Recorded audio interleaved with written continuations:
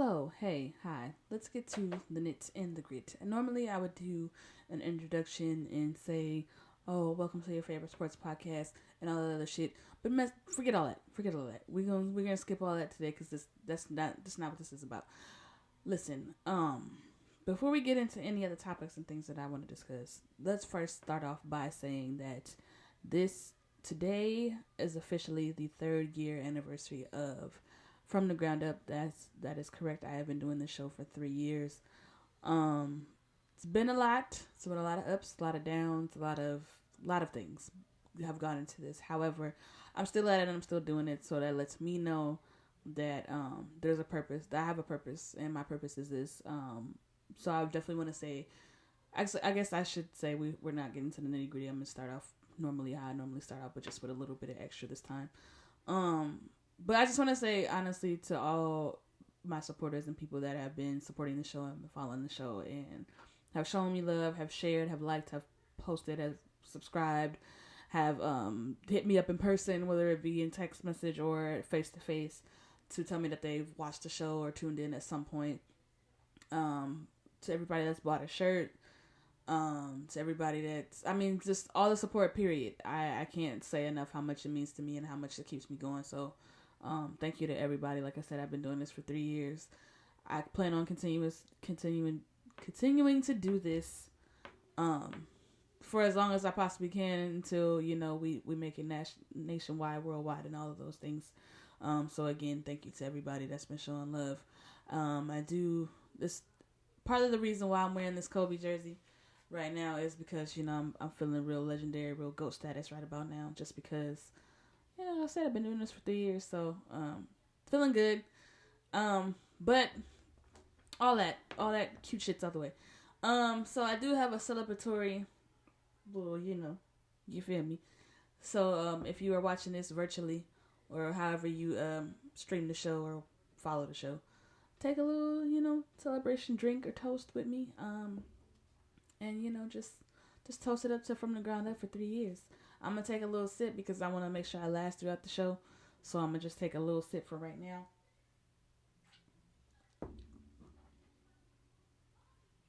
That's all.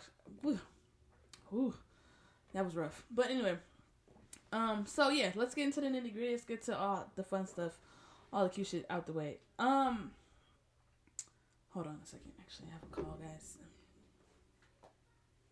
Hello? Hello, is this the Nets of Brooklyn?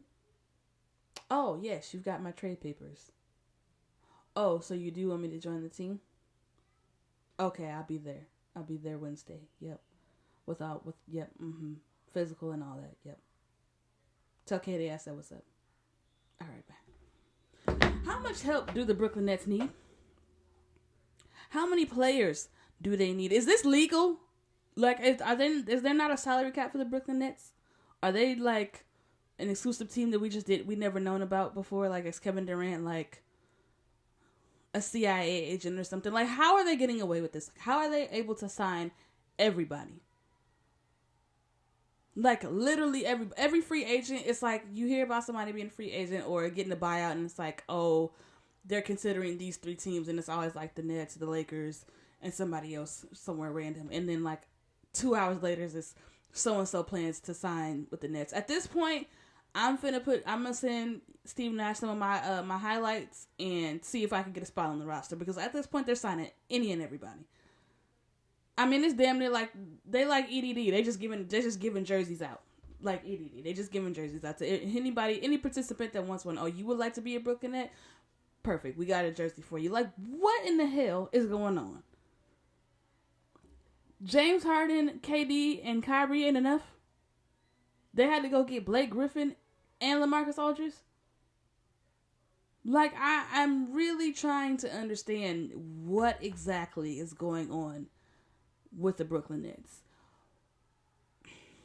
I'm one of those people that hate the narrative of, like, superstars joining up, like how everybody says they're against superstars joining teams and all that stuff. Like, I'm not against that. I'm not opposed to it. I think that players should do what they want to do, and if they're able to team up with their friends or team up with somebody they want to team up with, I'm all for that.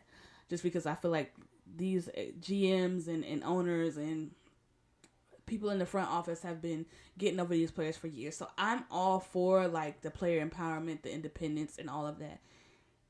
It's just like, okay, where exactly do we draw the line with that though? Like, because I recall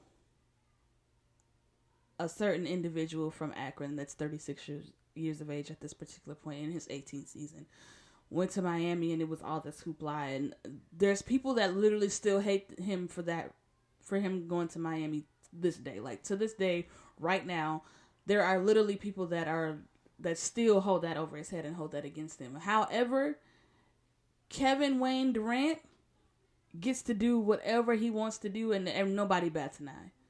Everybody's just like, oh, well, I mean, you know, hey, it's whatever. Like, what? At some point, like, I no longer want to hear Kevin Durant in the GOAT conversation anymore. Like, I no longer want to hear him entertain in the Jordans and the Kobes and even the Bronze. Like, it's no, you can't play with that much generational talent and be like still considered in, like, and I know people what people are probably thinking, like, you got nerve, you're a LeBron fan. I do. I got audacity, big audacity, heavy on the audacity actually, but at the end of the day, like, the Nets team as it's constructed currently have 41 All-Star appearances altogether.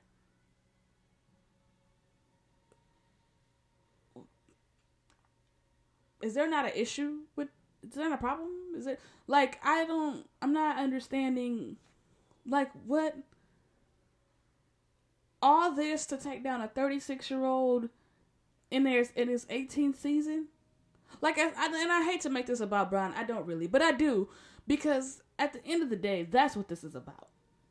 Like, whoever's going to the finals out of the East, they have to go through Bron. Like, Bron is getting to the finals, point blank, period. No matter who he has to go through. I shit my ankles off already, so he should be good by the time that the playoffs start. That's besides the point. The point is, whoever makes it out of the East is going to have to go through him. The Brooklyn Nets are aware of that. KD is aware of that. LeBron is always going to be in KD's way as long as he's in the league. It just is what it is. So instead of like just doing a head up, like talent per talent, player per player, like KD has to stack the deck to the ceiling to ensure to have even a shot.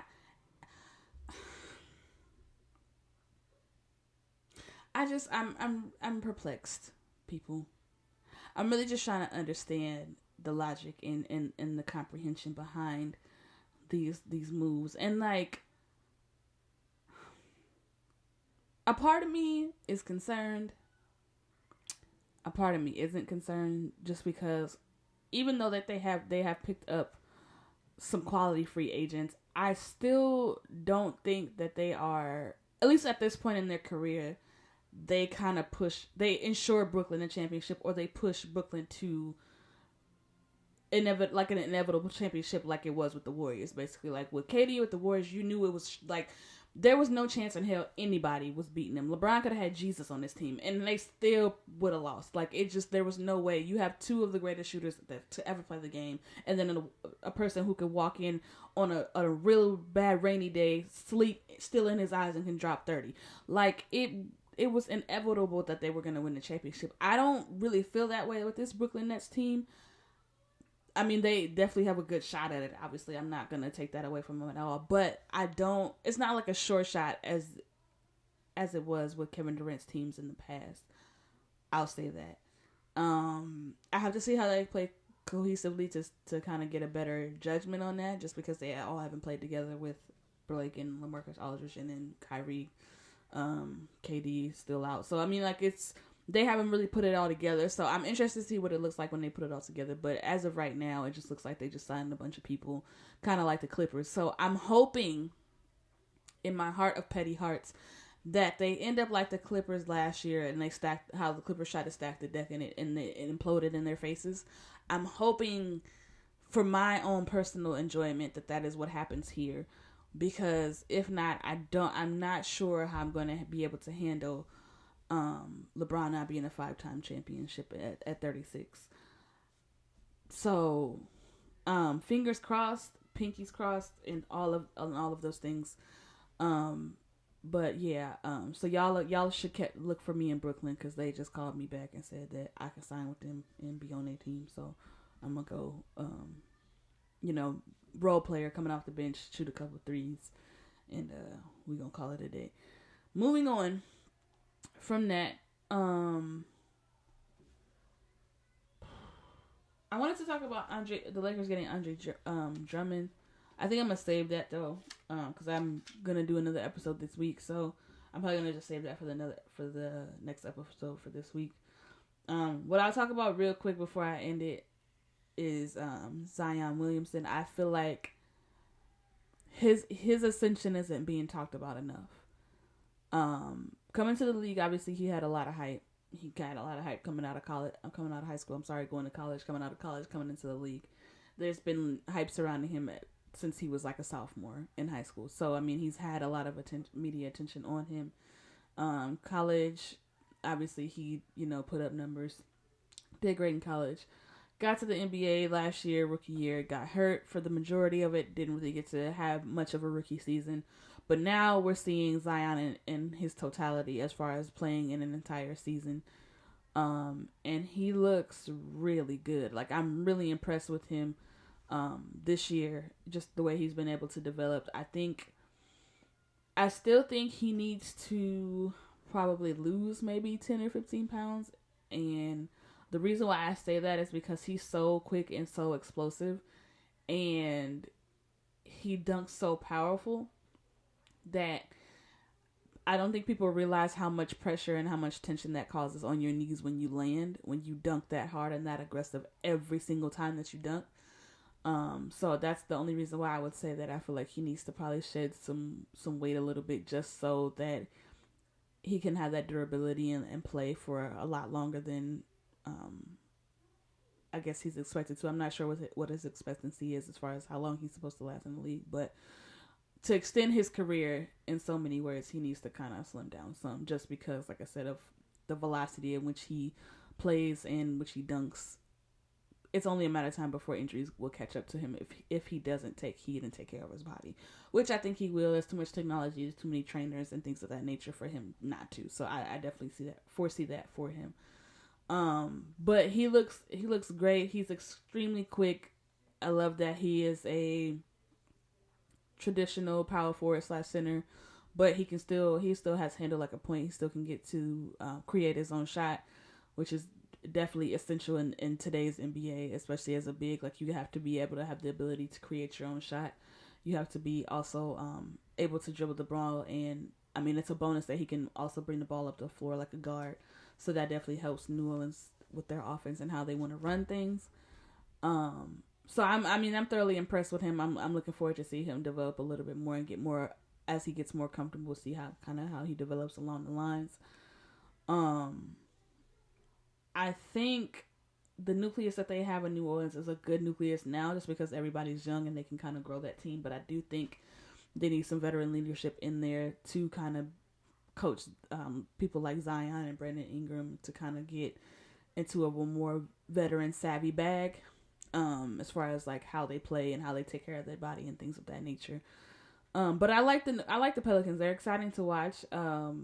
Like I said, they're a really young team, so they don't really know how to win yet. And you only learn how to win through experience. So they got to experience some things. But I think in a couple of years, they're definitely going to be the team to look out for. They'll definitely be able to make some noise and make some deep runs in the playoffs. And they're going to scare a lot of people. But New Orleans better not screw this up like they did with Anthony Davis. They better surround that young man, Zion Williamson, with every bit of talent that he needs. If he asks for Moses and the 12 disciples, they better be able to deliver it to him, because he will be out of that market. And that will be the second superstar that they've lost in so many years. So New Orleans, it's on you, because y'all have otherworldly talent right in your lap, and you'd be foolish to miff it and to mess it up. But we've seen it happen before, so hopefully they get it right. Hopefully they surround him with the right amount of talent, so that they are able to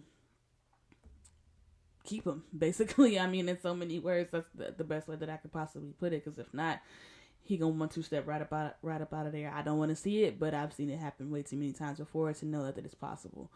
So that's what I have to say with that. This episode is going to be kind of short because it's not really, it's stuff going on obviously in the NBA, but it's not too much. But we are right on the heels of the playoffs starting, so I will definitely be extending the episodes a little bit longer. I'll also be dropping more episodes just because, like I said, the playoffs is on the horizons, like with seeding and all that stuff and matchups and all that good stuff. So I'll be getting into all of that in the next few episodes coming up. Also have some special guests coming on the show as well.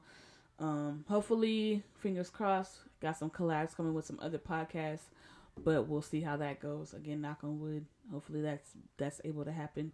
But all in all, again, I do want to say once again to all the supporters and all the people that have been rocking with the show since the very beginning, I do greatly appreciate it. It's been quite the journey, but it's been a journey nonetheless, and I am proud of it and proud of myself. And I'm going to continue to be on this marathon. Word to Nip, and rest in peace to Nip and Kobe while I'm at it.